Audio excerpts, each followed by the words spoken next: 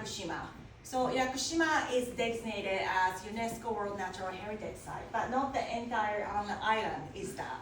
Just the only yellow highlighted part, that's where the natural heritage site. And if you, so that's about 21% of the island. But if you compare that shape with this map, that's the plantation map of the Yakushima, we kind of follow the triangles here, right? So what are those? Those are the cryptomeria. So cryptomeria is a Japanese cedar, Japanese ancient cedars. And Japanese cedars is not rare. I mean, it grows all over in Japan. It's used as a lumber by the lumber industry, so it's planted everywhere. And in other parts of Japan, it grows really fast, makes a nice and straight tree, so it's ideal for lumbers. But in Yakushima, they grow extremely slow, and because of that, they don't get very high, but the trunk will fill this room. And I will explain why that is in a little bit. So yeah, what I wanted to see was, of course, the rhododendron and the big cryptomeria, of course. And I also wanted to see the alpine region. So where are they? That's where I needed to go, in the center of the island.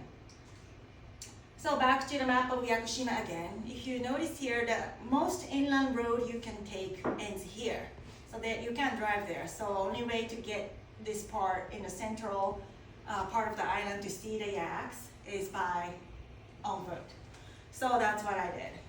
So we drove to here, my guide drove me here, we parked the car and started our hike, and then our destination was here.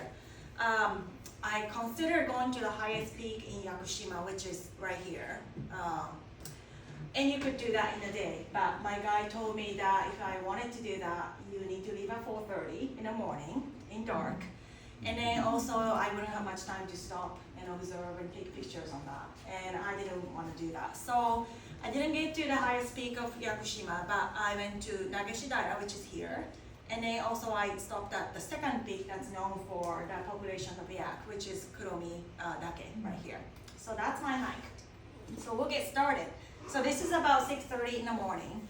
And that's the trailhead. And I entered the elevation here, so that'll kind of give you an idea. So I started at 4,500 feet, so that's pretty high.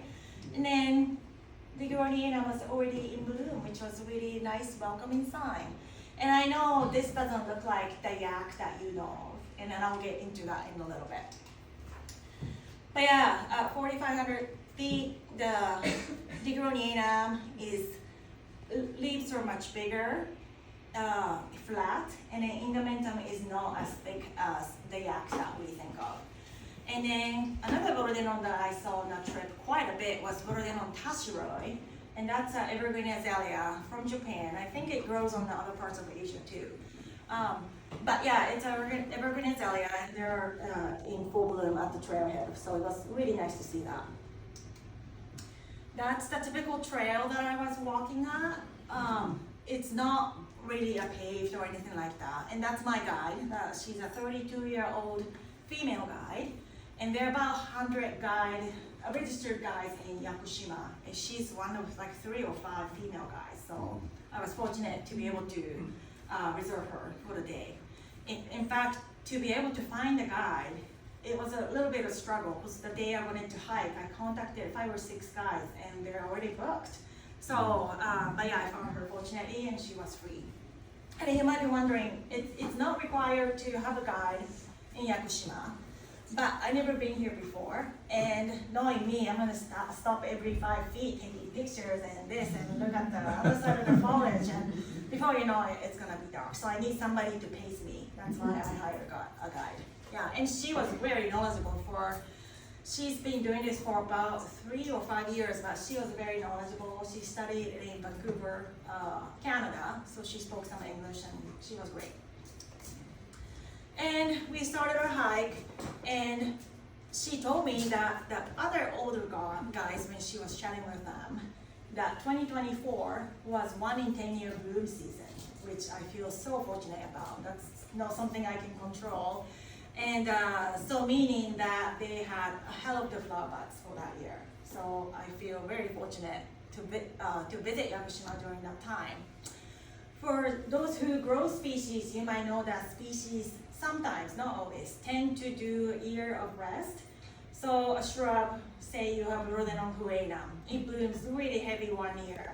And then following year, it might not bloom as much, but then year after that, it blooms heavily. So they're conserving energy. So, and then for yaks, I can say from my experience at the Rhodey Garden for the last 15 years, they do the same thing.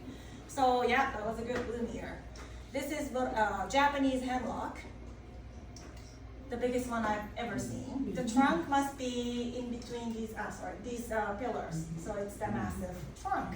And if you look at the side of the trunk, oh, these little rhododendrons and pieris and mountain laurel, and not mountain laurel, the mountain ash. All these things are growing epiphytically. So that's the side of the trunk, and you can kind of see rhododendron growing as epiphytic plants. And these are not small plants, these are just mature, big plants that are in bloom, which is incredible to see. Again, she was quite surprised to see this many blooms in the dark woodlands. Normally you don't really see that as much. So again, that's another pretty good form, nice pink. So this is a rhododendron bark, believe it or not. That's a rhododendron diguronianum bark, and then each bark is about, this thickness. So yeah, in nature, it's amazing what plants can do, because in garden setting, we give them right light level, right water, food, and necessary shade and drainage and all that, but in wild, nobody's doing that for them. So they are there to survive, and they're reaching for the light. So that's a lot. They're quite attractive bark, I must say. And yeah, that's another rhododendron growing as an epiphytic plant on the side of the tree. And you might be wondering, why do I keep taking the underside of the foliage? And my guide actually told me, I've never seen someone who take that underside of the foliage. Usually everybody goes for the flowers. But I was turning over the foliage and taking the picture of the indamentum. Well, the reason for that is I have read that rhododendron diguronianum changes as elevation gains. So when I started, it was about 4,500 feet, so it was somewhere around there, with broader leaf, bigger leaves, and flat leaves and indamentum.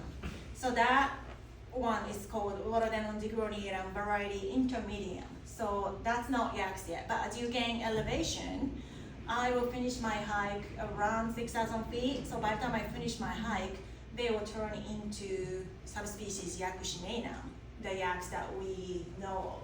So I wanted to document and kind of observe how they changes as we gain elevation. So that's why you're gonna see throughout this presentation the underside of the foliage, to see how thick the indamentum is and also the size of the foliage.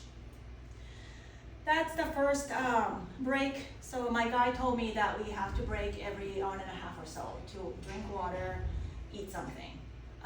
She wanted to make sure that I don't run out of energy, I think. So we did that, and that's a river, unbelievably clear river. So I refilled my water bottle, which was nice because then I didn't have to bring 3 gallons of water for my hike. I just had 2 bottles of water, which I could refill along the way. So that was perfect.